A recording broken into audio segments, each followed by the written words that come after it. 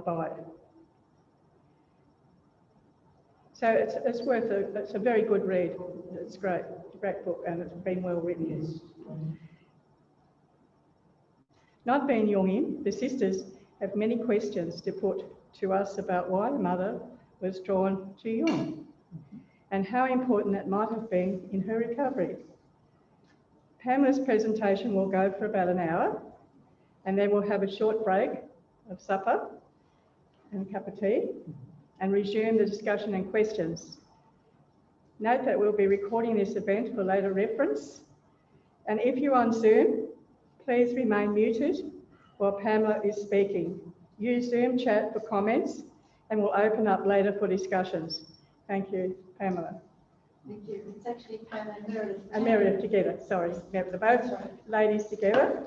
So they're brilliant speakers. I can vouch for you.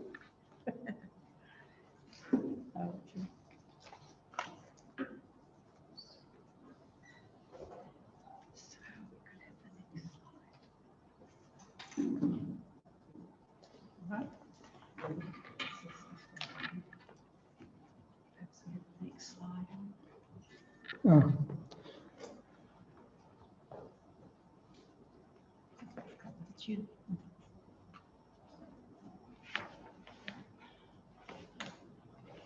Pam is the actual writer of this book.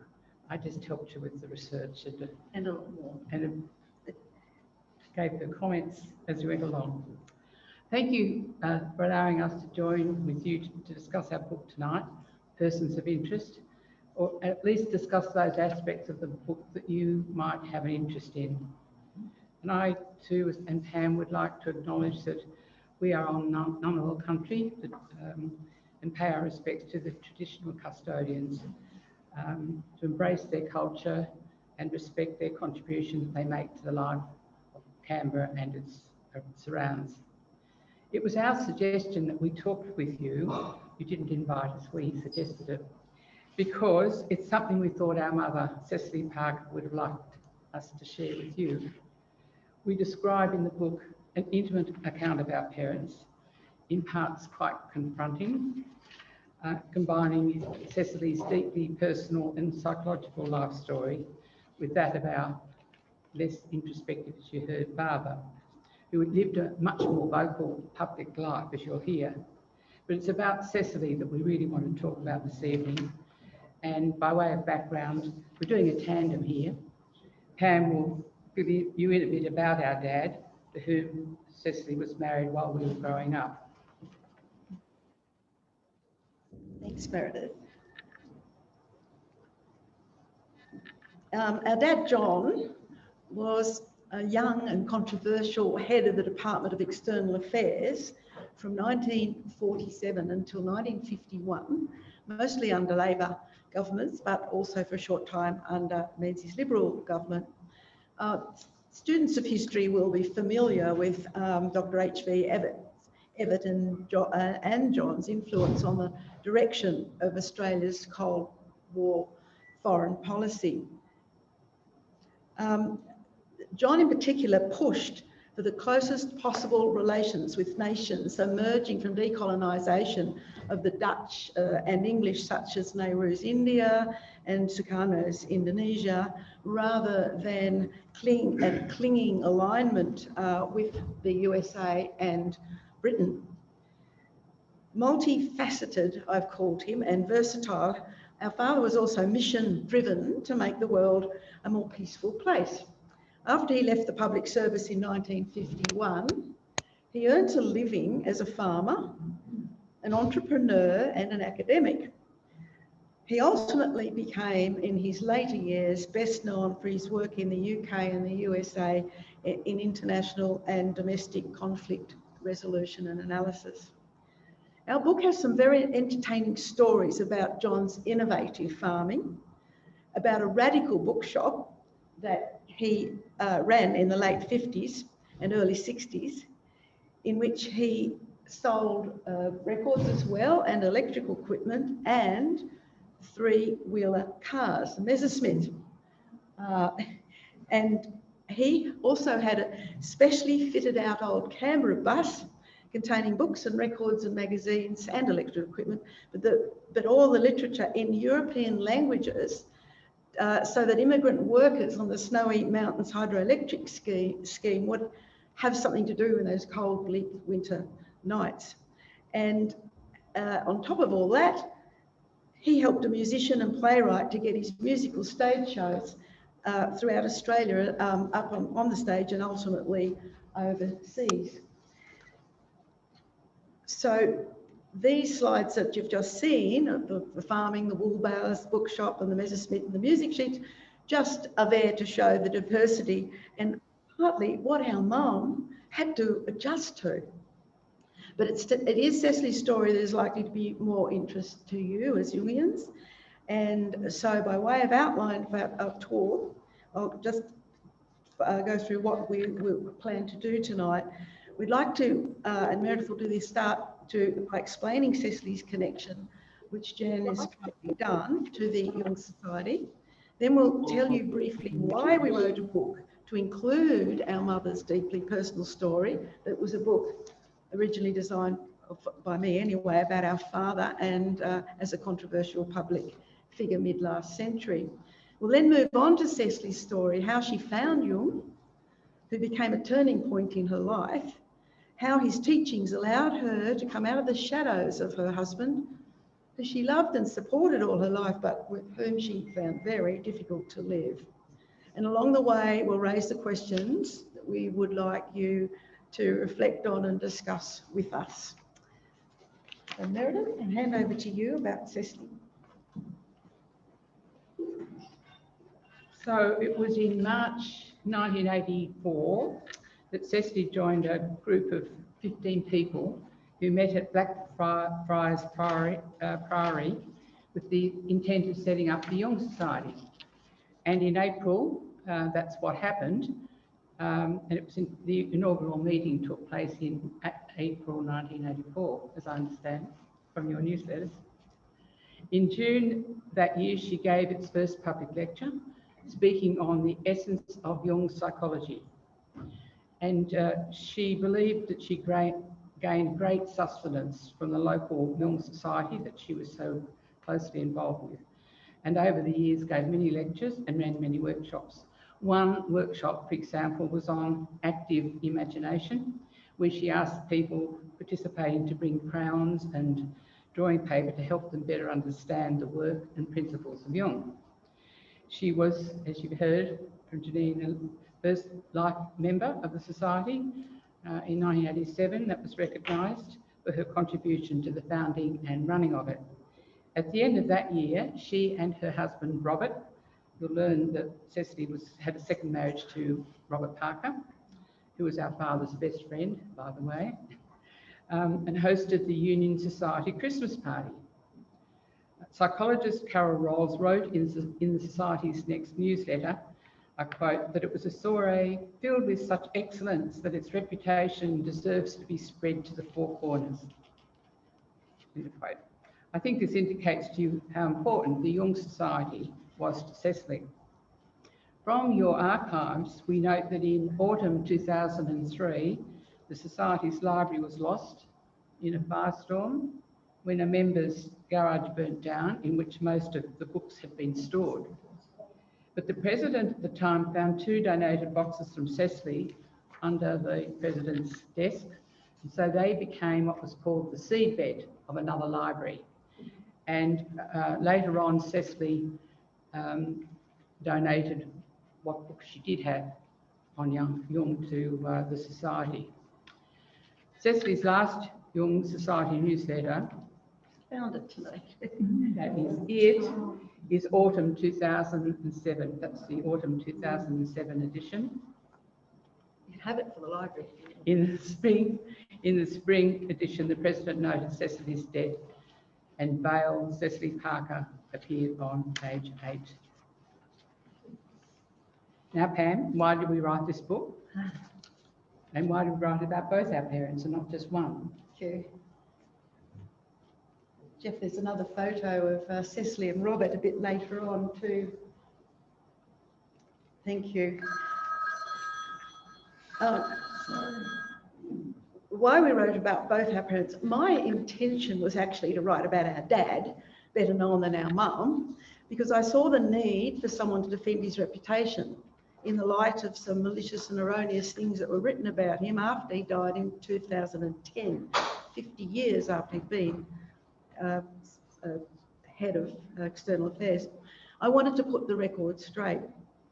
A major reason for John becoming the subject of a public attack is because at the height of McCarthyism, in April 1952, John led a private delegation to China to attend a preliminary peace conference in the Pacific Conference Committee meeting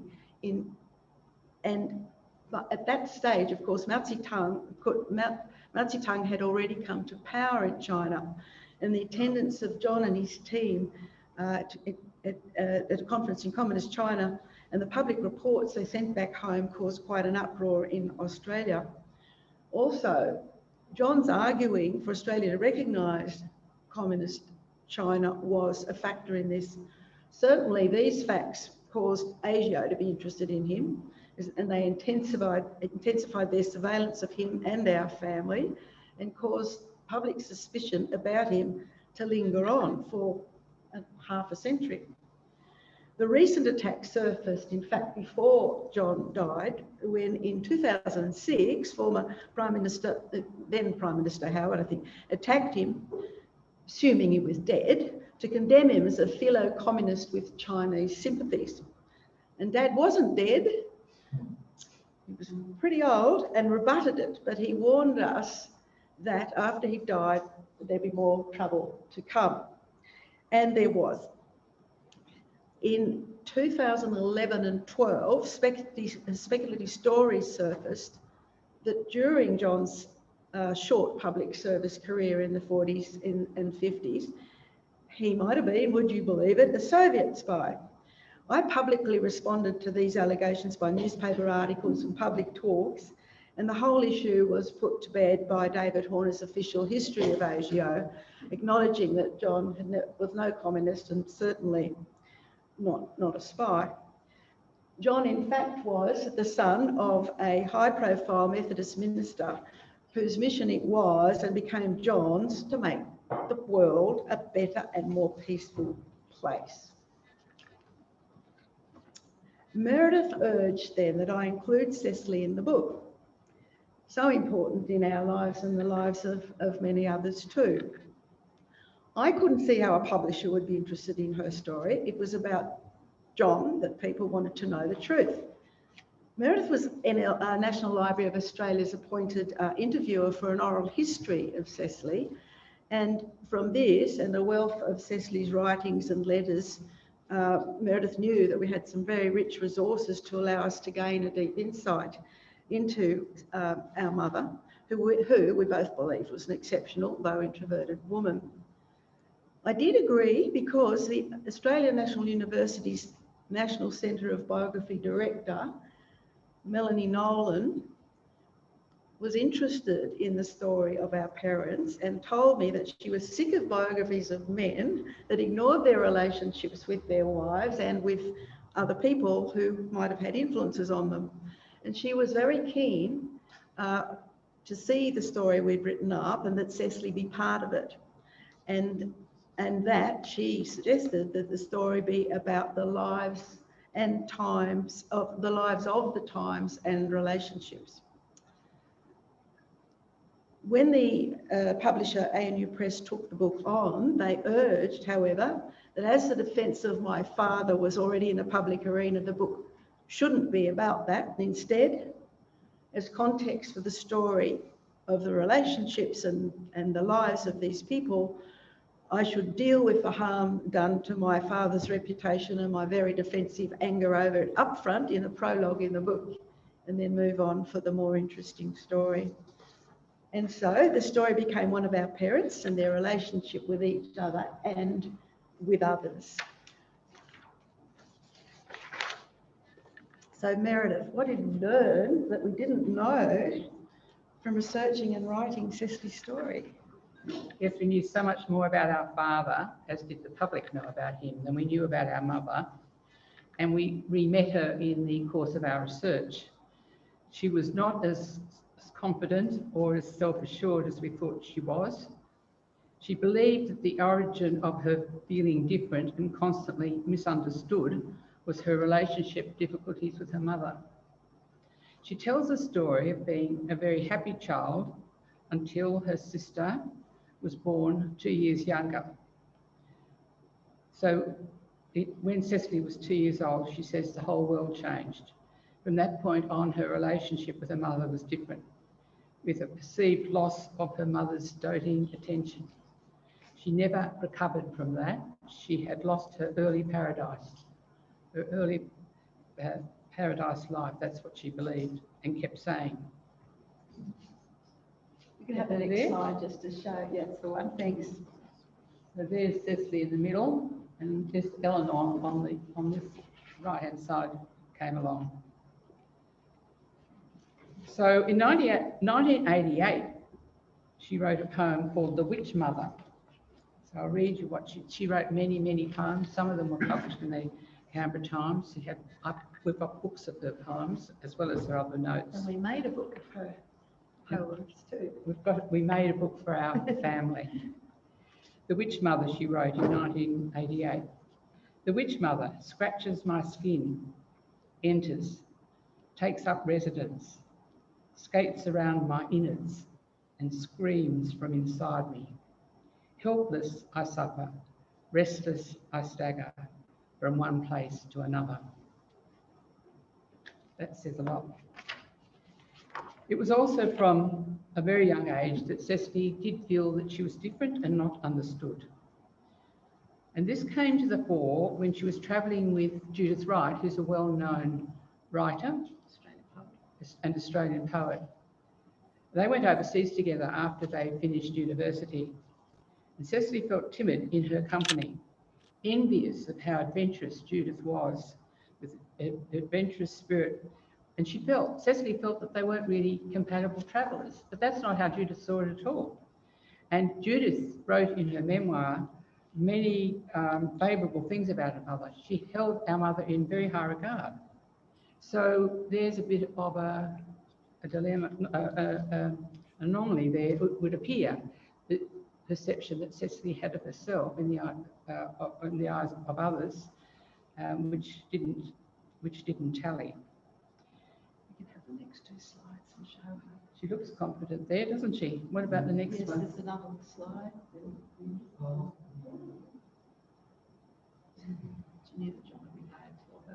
In a way, we saw a feeling of being misunderstood in our middle sister Claire. Just go the next slide as well. We'll do the next one, Jeff.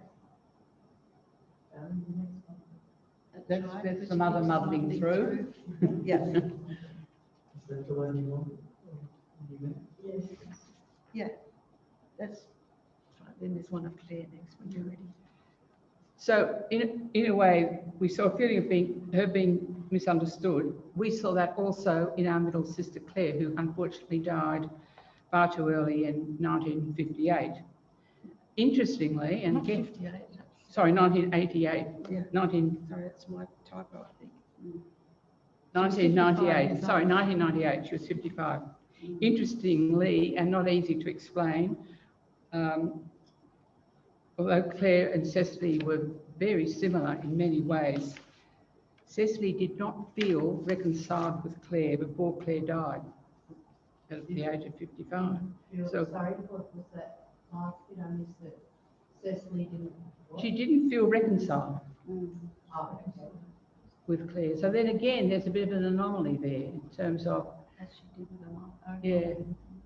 Sorry, I just didn't catch it. Yeah, that's right.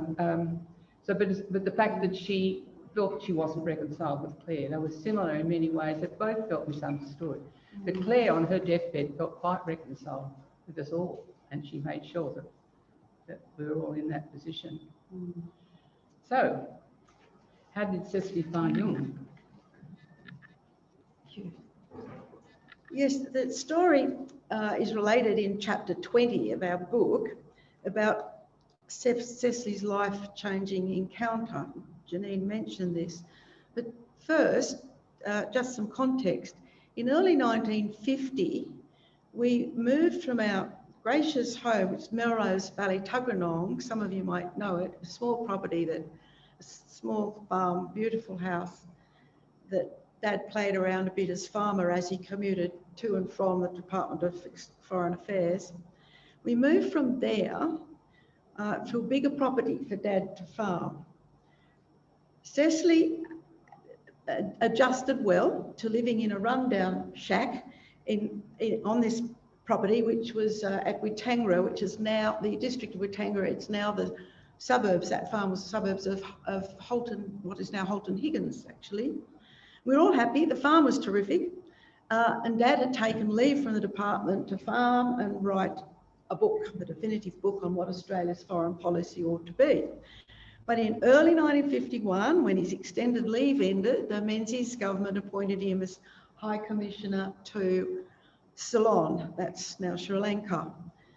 Cecily then had to adjust from being a farmer's wife to becoming a diplomat's wife, and in Colombo tried to cope with a staff of 15 in a mansion and a husband, Dad, who was not really adjusting to his new position at all. John and Cecily's very different stories about this are in chapters 18 and 19 of the book. John, predictably unpredictable, rashly abandoned his post as High Commissioner in Ceylon within weeks to contest a seat in the Australian federal election for the ALP that he couldn't win. It was a blue ribbon seat of Low, then held by Billy McMahon. Billy McMahon was standing against him. John flew out of Colombo in a rush, getting a Qantas plane, I think, to get back to Australia to try and get a seat, a seat allocated to him so he could stand the election. In such a rush that he actually grabbed Cecily's passport by mistake, and then had trouble in Hong Kong, Darwin, when he landed, because he wasn't a diplomat anymore, and strings were pulled, and he managed to go through all this. And he left Cecily to care for us 3 kids in a strange culture. He asked their Hindu friend Raju to look out for her while we waited out the weeks until our boat, it takes 3 weeks or so to get there, and then on to England, and then has to come back to us to pick us up to return from the UK to take us home. Ceylon was a real culture shock for Cecily. For one example, after Dad left, the British High Commissioner's wife was hosting a welcome to John as the Australian High Commissioner party, dinner. And Cecily thought it wasn't right that she should go. They insisted she should go. Of course she should go, even though John had gone. And when she did go, they had 1 seat vacant. Apparently it's a protocol thing that you do to say, this is who it's for, and he's gone. Cecily didn't understand what was done there except to humiliate her. She felt terrible. So in this situation, and I think, Meredith, you said that you were sick, that kids were sick. Well, she found comfort in Raju, who was really sensitive and looking after her, and they had an affair, from which she suffered some confusion and some deep feelings of guilt. Once home, she tried to readjust to farm life and to John, who was just not as tender or as caring as Raju. And in that context, this event occurred. One day in September 1951, Cecily did what she always did and walked a few hundred metres up our dirt driveway to the farm's mailbox. There was a grand view. I don't know how many people are familiar with the old Witangara Road, which is called something else now, Drake Rock or something. The grand view across the tree-covered hills to the west, I think it is, Faraway Mountains, where she knew the Murrumbidgee River flowed. And as she was taking in this view, an extraordinary thing happened on this day. She stood by the mailbox to take in the scene, and it suddenly came alive. Everything glowed around her and shimmered, she said, and pulsated with vitality. It was real and it was frightening. and wonderful at the same time. With hindsight, I think, she had a profound intuitive sense inside her of everything opening up and of the oneness of the whole universe. In her later writing, after she found Jung, she described this mysterious and wonderful way everything and everyone were connected, belonging together, and were part of a great pattern. She said she was filled with awe. At the time, she felt as if she was standing on a precipice with madness about to engulf her. But because of her psychology studies at Sydney University, she knew that although for all the world this seemed to be an existential experience, it must originate from within her. Whatever caused it, Cecily was determined to explore. I'm going to ask you later, can this epiphany be described as mystic? Was it a psychotic episode?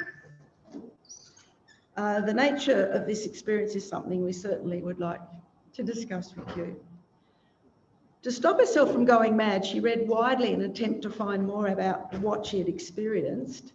She visited the National Library, pulled out books, read what she could, and came across Frida Fordham's book on Jung. And there, with relief and gratitude, Cecily found her answer. She knew her experience was not unusual and that Jung himself had been through something like this. And from this point on, she started to heal. Or did she? Finding Jung normalised her experience, stopped her going mad, and gave her reason to dig deep into her past. But throughout her life, she hung on to her past. She used it to inform her growth, but never let it go, to put it behind her and move on. And Meredith and I asked, was it healthy for her to hang on to this? It was not as if she'd experienced any patent childhood trauma. She'd had emotional and physical security as a child, of a well-heeled middle-class upbringing with parents who undoubtedly loved her. So did her understanding of Jung's philosophy contribute to an almost obsessive introspection? After all, we must acknowledge that her poems and letters and writings, which there are many, about the effect of her childhood on her life were generated after discovering Jung. I showed you that we put a book of poems together, but in addition, some years ago, I asked Cecily more about her background, her past, and she responded with a series of long, detailed letters. They were beautiful, my dear friend, and it was for all of us. And they were so beautiful that I put them together in a book we called Cecily, just for the family, so that she was so pleased, she wanted people to understand what had been troubling her this time and where she was coming from. So we put that book together. So we had a little bit of an idea of how important this childhood experience had been to her. But in the light of all this and that episode, she did, and finding Jung, she did at that stage avoid, at that point anyway, a mental breakdown. I don't think then that something then happened, but Meredith will explain, I think, what happened a few years later. Yes, it does seem like it was almost 2 years later. I think so, it was, yeah. That she seemed to have a breakdown of sorts. 54, I think. When events in our family life just became too much. So after we got back from Ceylon, which as you've heard, it was full of stressful events, Dad came back from going through the election, which he lost, not by a lot, but he did lose, so he had to find his way again. There were droughts, threatened fires a couple of times on the farm. Never a certain income stream. It's always not uncertain how much was going to come in from selling the wool or the wheat. and what we could order from the David Jones catalogue depended on that. There was Dad's involvement in writing a book called The Alternative, it turned out to be, published in 1954, and he was expecting her to comment on it, edited it for him because he wasn't exactly the most fluent writer. And then we, of course, put stresses on it, as kids do, on her. There were many visitors to and from the farm that she had to accommodate and be hostess to. So there was a lot going on in Cecily's life as she was adjusting to this unpredictable man. So it probably wasn't surprising that, having held herself together so stoically from her epiphany, I'm not sure whether you'd call it a mystical experience, she found herself in mid-1954 close to a breakdown, and so left us for a week and stayed in the tranquil environment of the Bryn Fellas. She recovered from that. She stayed a week, even though the day after she got back to the farm, the pet drop inquiry started in Canberra, which was where Dad, our father, was giving evidence because several of his staff in the Department of External Affairs were brought in as possible spies. They were implicated in the pet drop inquiry. So there you are. Her life went again into unpredictable mode. How did finding Jung affect her career? And that, I think you've heard from Janine that she was a psychoanalyst, a counsellor, and she just loved being a facilitator of her dream group. She called them the dream boats. In our book, we detail her ongoing relationship concerns and her feelings that she never truly found fulfilment.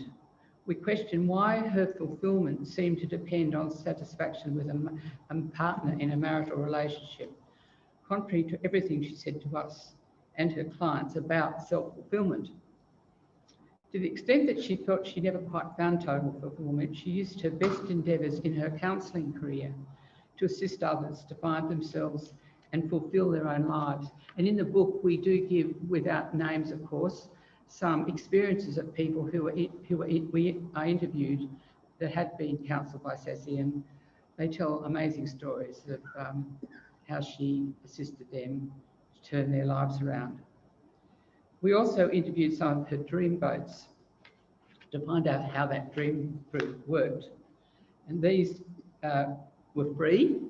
They were separate from her professional counselling, but from all accounts, she was a much loved and appreciated support. She also helped us with our dreams, by the way, and encouraged us to keep dream diaries, which I personally found very useful. And there was one once, I'll just give this as a sideline, where I was in a car and I kept going backwards and I wanted to go forwards, and in her typical style, she said, "And what do you think that might mean, dear?" She wasn't someone to push it, as I would be if someone was asking me. And as soon as she said, "And what do you think that might mean, Meredith?" "Well, dear," I knew what it meant. It meant that I was in a job where I was getting nowhere, and it was time I left it. It was just so clear as soon as she said it. So she was also very important in that way in our own life. So now, neither of us studied psychology, and we've not read much of Jung. In fact, our economics and law backgrounds have led us to a very different way of thinking than that we found in our mum, which is a much more decisive, we've got answers for you, haven't we? Even if we haven't listened properly. We struggled to understand what she'd read and how it had influenced her, and didn't feel that we treated her way of thinking and beliefs adequately in the book, because we just didn't feel we quite understood where she was coming from. So here we go, Pam, we've got some questions for you. Yes, we've got some questions which might be somewhat provocative because of our ignorance about psychological matters and Jung.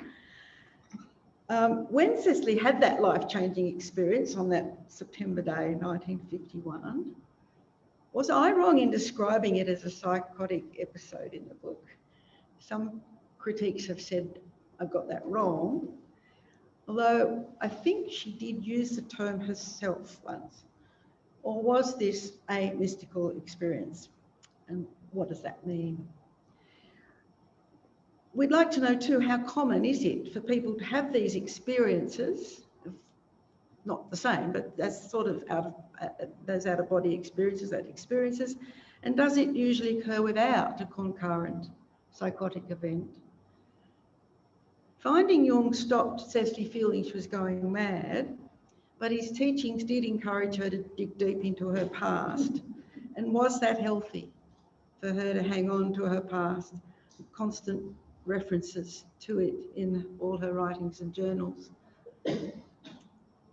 And to some extent, we think, affected her, even her relationship with Robert later on.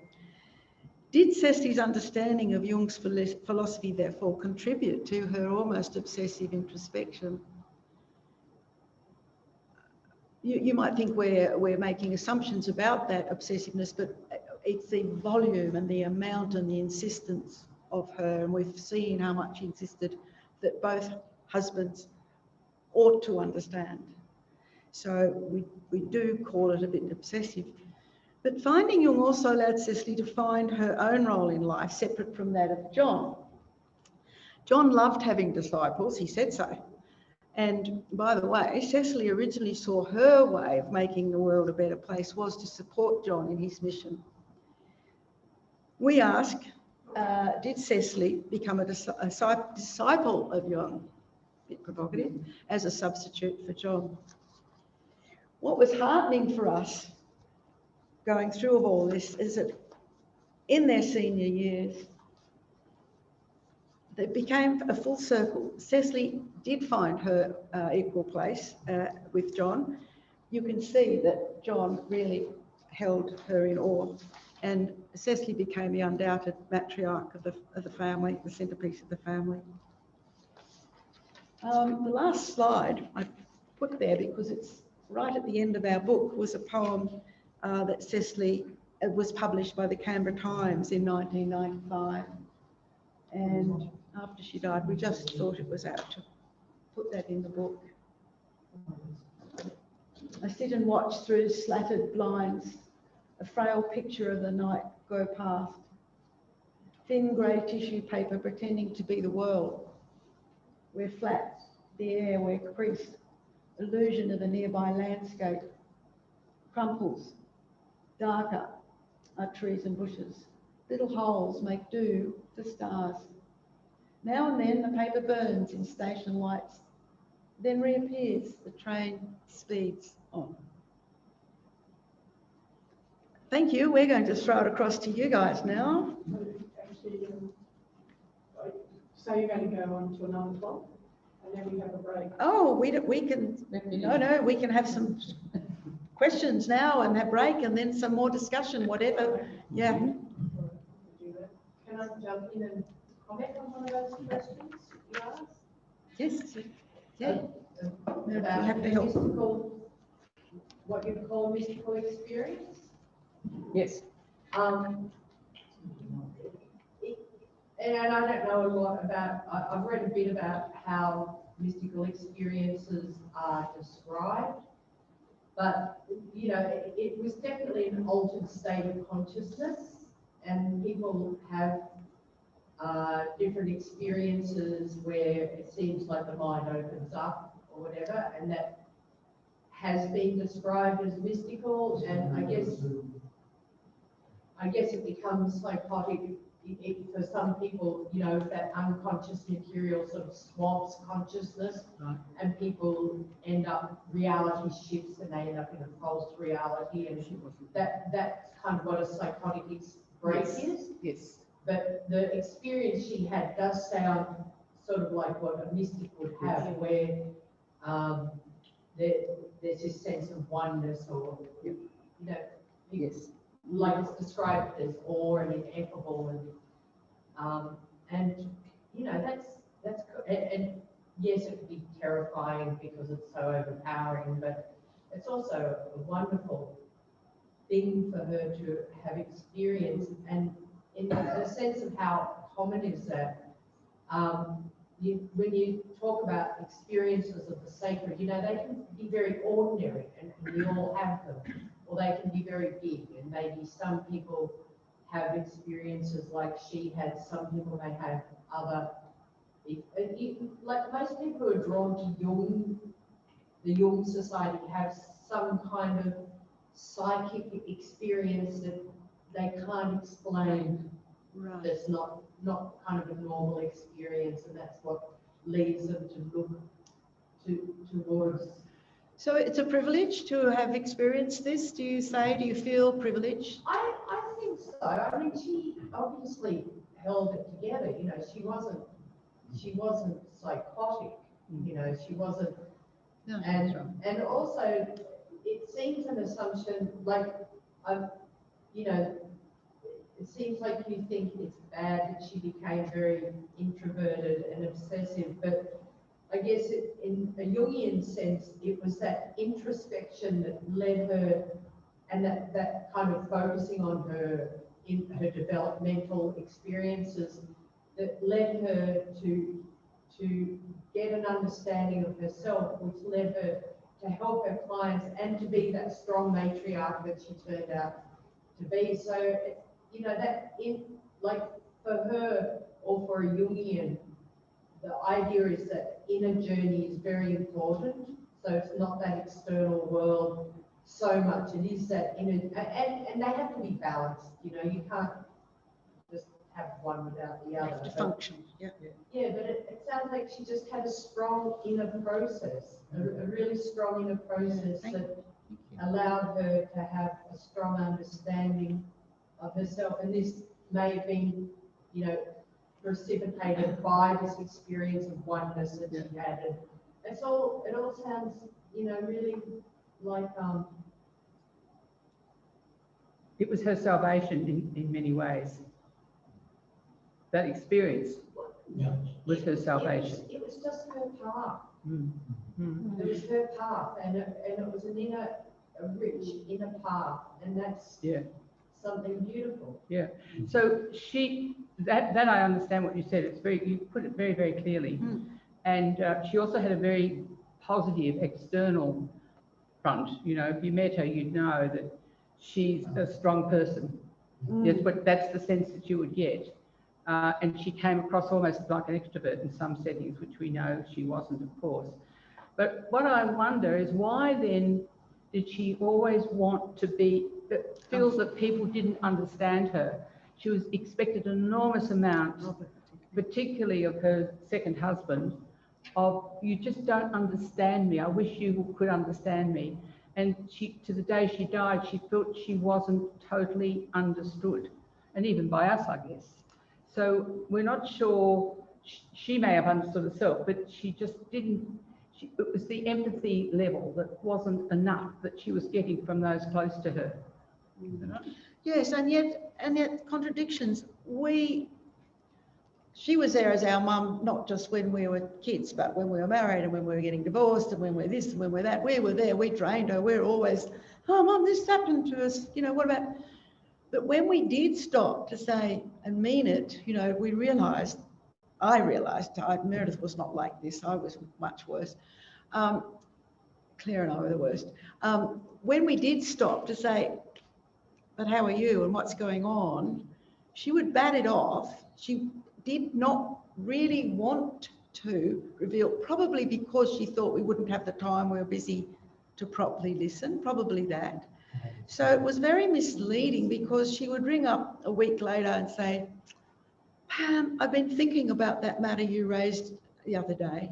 In other words, the little thing that I had was on my mind that is gone and I'm back doing other things, she's still dwelling on to try and help me. So she really did push her own self back to help others to enormously, probably a bit damaging to her degree. I think she must have been a very bright woman, and she had lots of stress in her life, so she was always on the healing path. And yes. Because she was very bright, she was able to grow her consciousness to match both things. So then she kind of touched the sky. I know quite a few people in this kind of position, they come in and out of it. So it was nothing, it's kind of a usual thing. And unfortunately, most people, the psychology world don't go into these things, but still on a very narrow, low path. And I think it'd be good of the society to start doing some research into this sort of stuff. But yeah, she was definitely a way teacher and trendsetter. Is very smart. Yeah, to cope with what she's coped with and to get to where she did Yes, To come through, yes. agree with that too. Can I just say something? I think that the Saxon like your mother was in middle age, right? When that happened? Yes. Yes, the 54 breakdown, She 1950. was in her 50s. Well, she's born in 1916, and this was 1951, wasn't it? Right, so that's about, yeah. So please don't get me wrong, I'm not trying to be mundane here, but coming from a physiological perspective, that's around about the time when the woman will be going through. No, this is just before, she was earlier than that. Well, she would have been pre-menopause. 35 years old. No, she's quite younger than that. Yes, because actually when she married Robert, some years later, Meredith and I were absolutely gobsmacked reading Robert's papers and letters from her to him.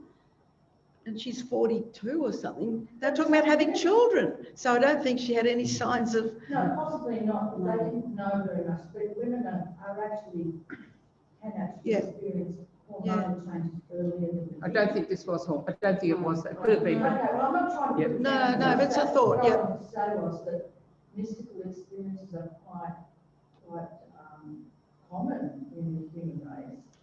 I mean, I refer to Paul and the road to Damascus, and that we do experience these things.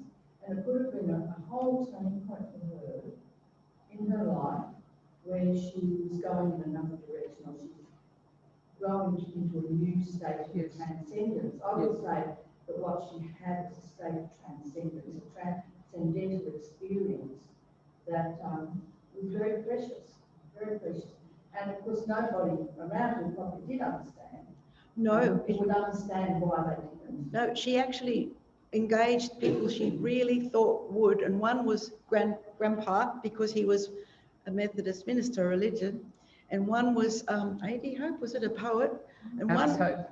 Alec Hope, and one was, it was one of the diplomats, so it must have been of a particular faith. Anyway, she really thought they'd understand, and they all went, she'd go out of it, move on, and she was quite shocked at that. Yes. But one thing, you talked about the transcendence, one thing that came out of it, which we loved, she said, after this, and she got herself upright again, she was able to say to John, say to him, say please, say thank you. Now, he never did, she said, but she felt really good that she could ask it. So that was good. I mean, I think it was really, really special for your mother to have had such a wonderful experience. And it was very spiritual and very deep, and it was very enhancing for her. I'm sure it was enhancing for you as well. So thank you very much for the story. I really appreciate it. And it meant she came out of his shadows and had her Yes. and could. Maybe gave a bit more confidence. Oh, definitely did. Yeah. Yeah, so it did have a good benefit. Yes, it's true.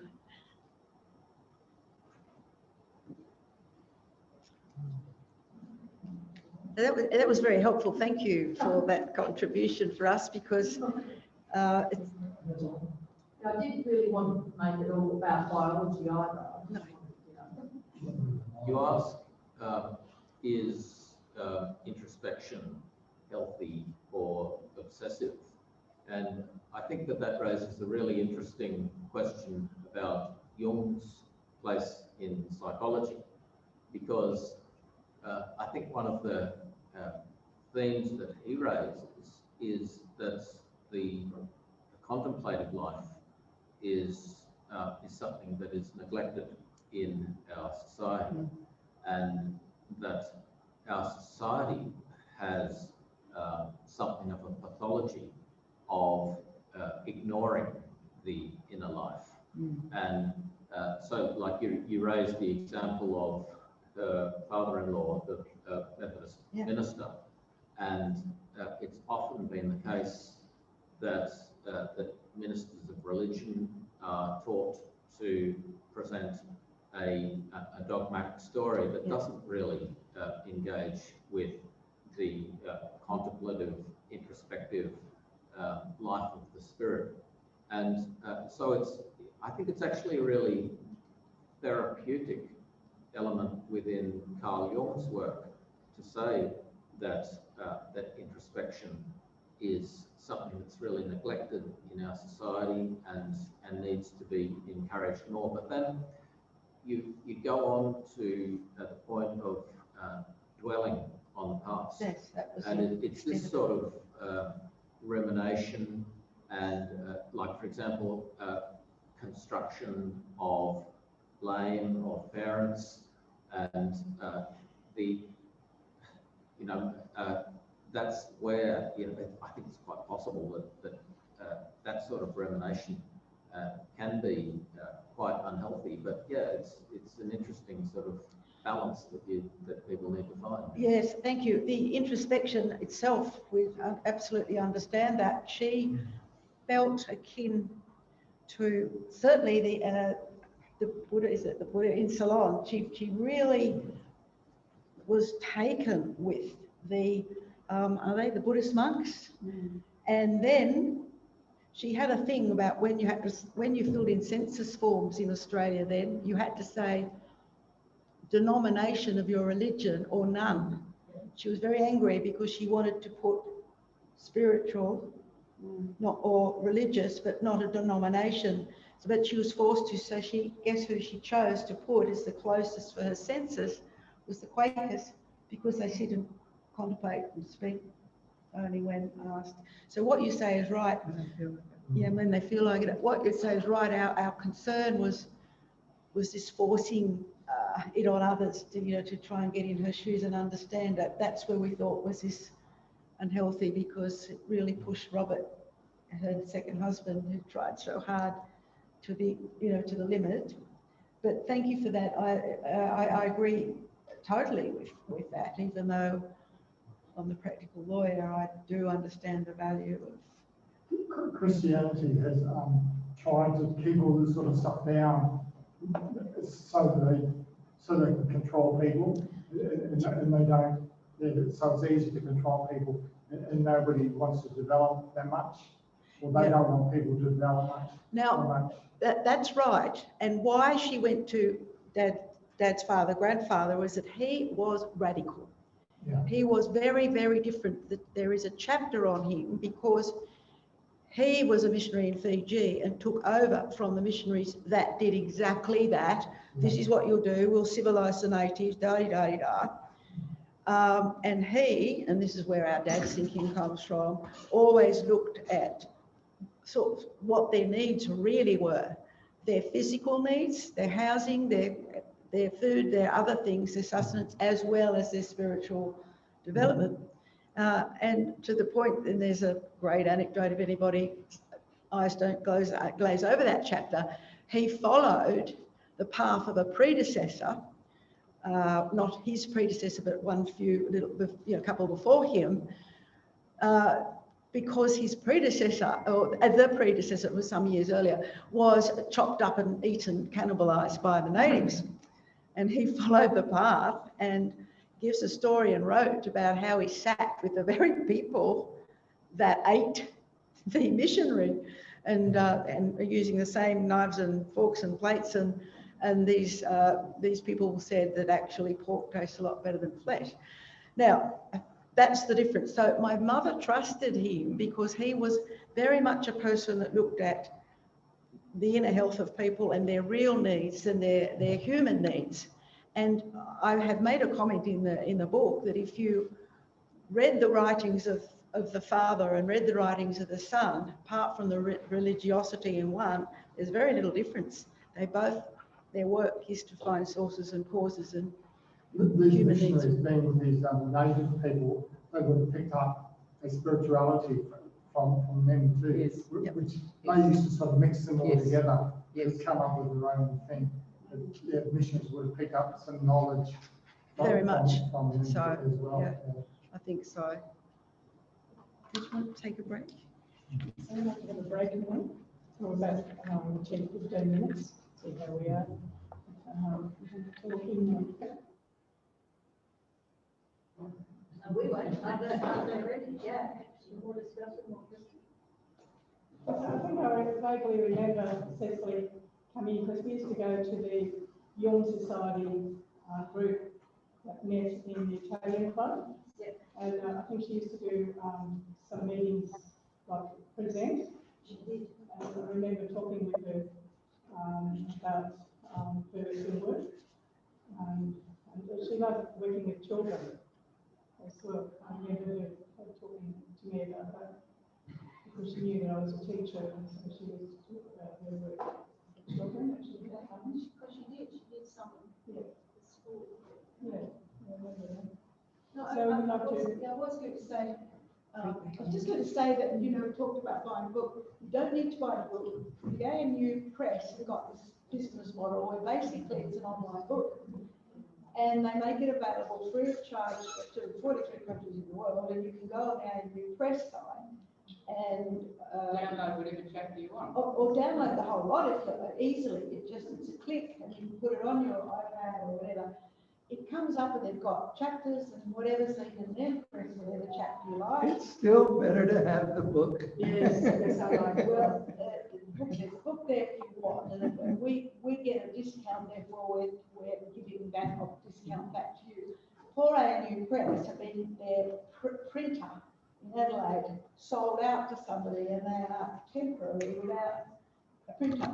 They got some printed for us here in Canberra, so it's a bit hard at the moment to get print on demand from them, but we've still got a few left. Yeah, but anyway, but the download one has all the pictures and everything as well. It's exactly the same. And the book's great, as Richard said, it's nothing like a book. It looks beautiful. The book's always good. Yeah. So has anybody got anything to add, contribute, tell us about, questions? I've got another point. Okay. I've long been fascinated by the whole debate around communism and so the allegations against your father reflect a very febrile sort of political climate at the time with the Cold War and the Iron Curtain. McCarthy era. Sorry? The McCarthy era. McCarthy era. And certainly Doc Evatt was, he also came under a lot of attack from the Menzies government. And so that there was a whole sort of, I suppose, a political, intellectual problem about anybody who had what were, I suppose, progressive or socialist views was tarred with the brush of being some sort of secretive communist agent. And when you look at the behaviour of, like, the communists did have this sort of secretive mode of working, which just generated a sense of paranoia. And so I'd just be really interested if you had any thoughts about that whole context with your dad's circumstance, and perhaps how that sort of affected your family's circumstances. Yeah, well, we knew our dad did not like dictatorships or autocracies of any kind whatsoever. So whether it's the right wing or the left wing, and he wasn't a follower of things, so that was clear to us. But Judith Wright, the poet, was also a person of interest, and when we use that word, we actually are referring to the Asia surveillance of so many people. She was one. She was under surveillance. And she made the comment that as soon as she got involved in any peace movement at all, she was involved with environment and issues like that, the word peace in those days equaled communism. Weird, really weird stuff. But you mentioned Evatt was under attack. This was a time when it got at its worst, I would say, when Colonel Spry was heading Asia, and were working with Britain's MI5 and CIA and those two governments, because we were aligned to America, USA and England. That was our foreign policy alignment. They were keeping stuff back from Evatt, but actually sharing it with other countries. And one Canberra academic and commentator here made a cynical headline of an article saying, well, who was the traitor here? Who was sharing information with a foreign country when nothing had been, when Evatt had been doing no harm here in Australia?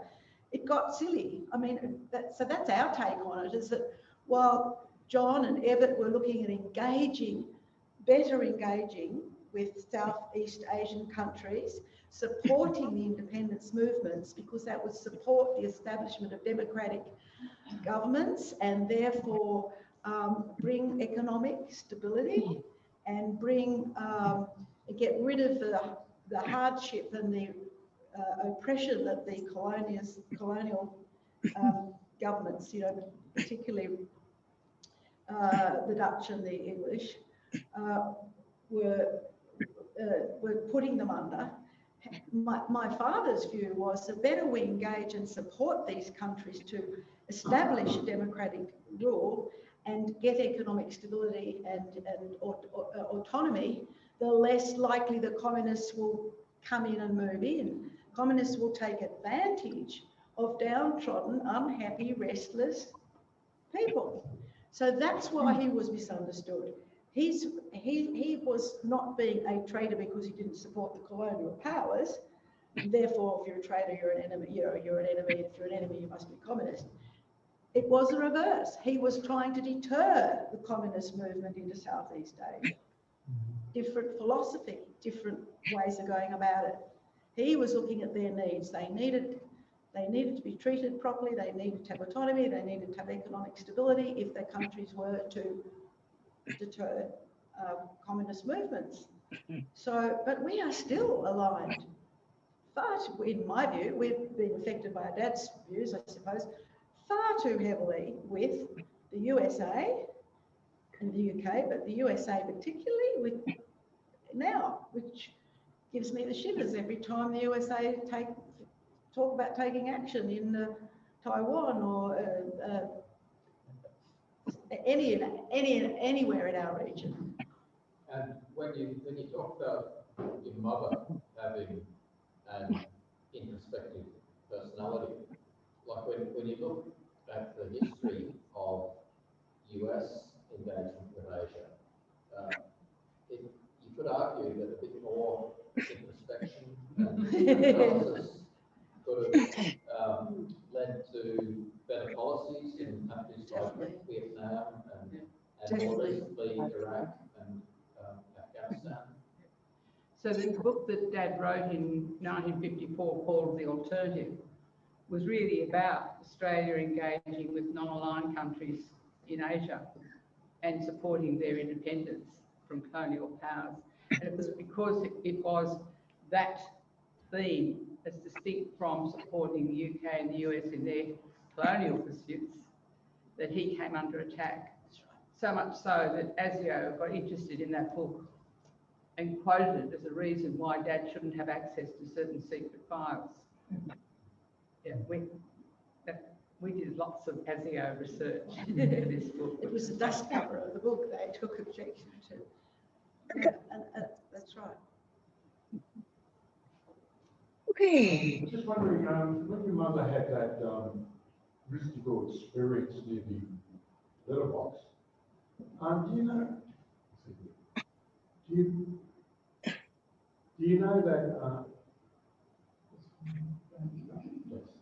Do you know if she had any visualizations on the inside? I mean, you talked about the outside, but did she have any visualizations on the inside? Did it, was it more, a depth to it? She did. She's written about this some years later, then many years later, and then many, many years later, and we've looked at the various versions, but nowhere has she mentioned any vision, any what's the word?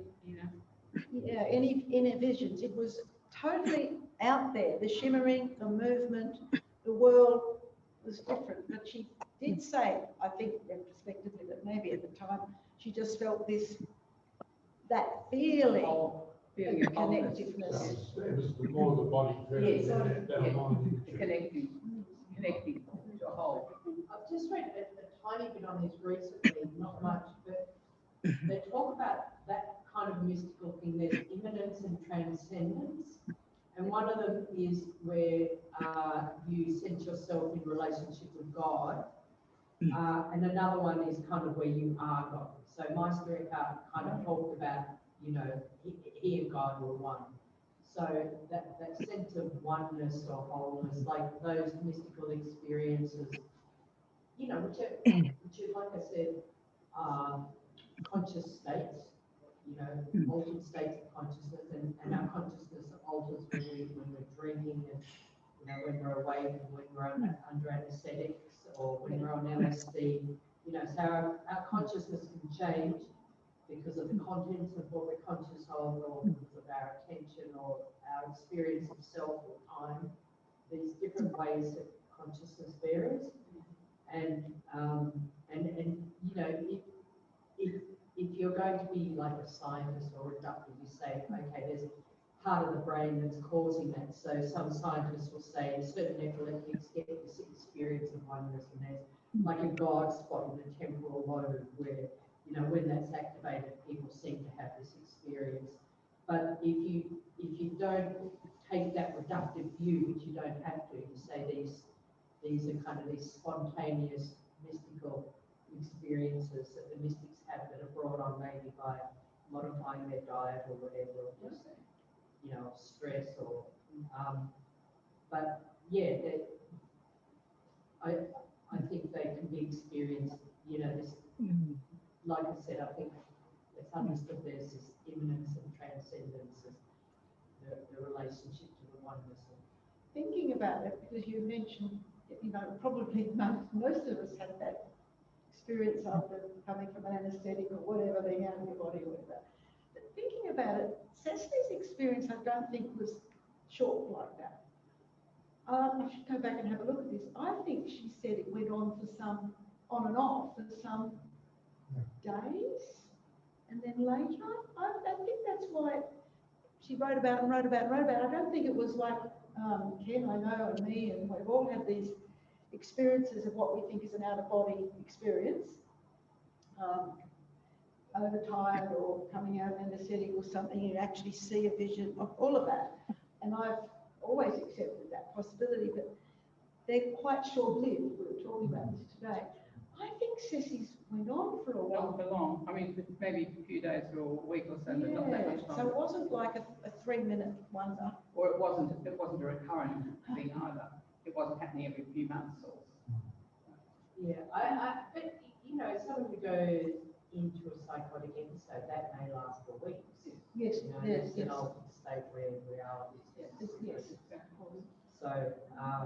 So, and I'm not saying that you have to take, when I say reductive, I mean, you know, that anything, any way we perceive the world is somehow you can reduce it to what's going on in the brain. And some people are going to take that view. So they're going to, you know, say the mystical experience has nothing to do with how reality is structured. It has to do with, say, a malfunctioning of the brain. Okay, I'm not going to take that view. You know, you can also, a mystic would say, no, this has to do with the way reality is structured. Like, we normally perceive reality in a certain way, but we normally don't have direct contact with it. And what the mystic is getting is direct contact with reality. You know, so the real nature, the true nature of reality has to do with this interconnection and this, you know, all the words that the mystic will use. You know, when the main thing about the experience is that it's ineffable, or you can't explain it in words. Just on that experience your mother had, In short, just a question, not an answer, but you say it went on 3 days? Something like that, yes. I just wondered, it just occurred to me, was that the mind processing it, trying to get a handle on it, or was it the body processing it? We'd have to reread what she's written in depth about it. Right. Sorry. Okay. Thanks. So people would give their right arm to have their third eye open. Yes. Well, that's right. I mean, most of us have our pituitary gland calcified and it's not really working. But lots of people are able to grow it and the pituitary gland is able to sort of activate again and get the third eye. So yeah, lots of people will give their third eye, with their right arm to have their third eye open. Did she talk about how that experience changed the course of her life? Oh, The writings? Did it change? it kept coming back to her childhood. It kept coming back to the mother. But also a relationship with her husband. It was from there that she started to assert herself. Didn't she start doing counselling at some stage? Not then, but she, Not then, oh, you later. mean, was she in counselling herself? No. No, that was some time later. Oh, it changed the course of her life That's because, what I'm in that asking. sense, she had all sorts of other jobs and she wasn't feeling fulfilled and she asked somebody's advice and they said, try counselling. So she did all these courses and this was being very just practical and career, something she liked because she was a psychologist. And she didn't like the standard ways of the way they did it. And then she... That's why she went on her own. Yeah, so she went on her own, and that's when she drew on everything she knew and read about Jung. So it did change her life and the way she dealt with her people and her clients in the dream group. I guess that she related to Jung well because Jung himself had mystical experiences. She says that. Absolutely, She says that. And I think that she, yes. Yeah. And I think that it was a very special experience for her. But it sounds to me like she changed somehow Oh, she after the experience. oh, And that means that she wasn't just living that shimmering thing, she was actually, oh, it actually integrated itself inside. She her started reading process. about it to That's find right. out She more went about why searching. she had one and who else had had it, and found the exact sort of experience that you normalised it. Yeah. And that's when the penny dropped. That she, yes. We have a younger person's hand up here. It's full.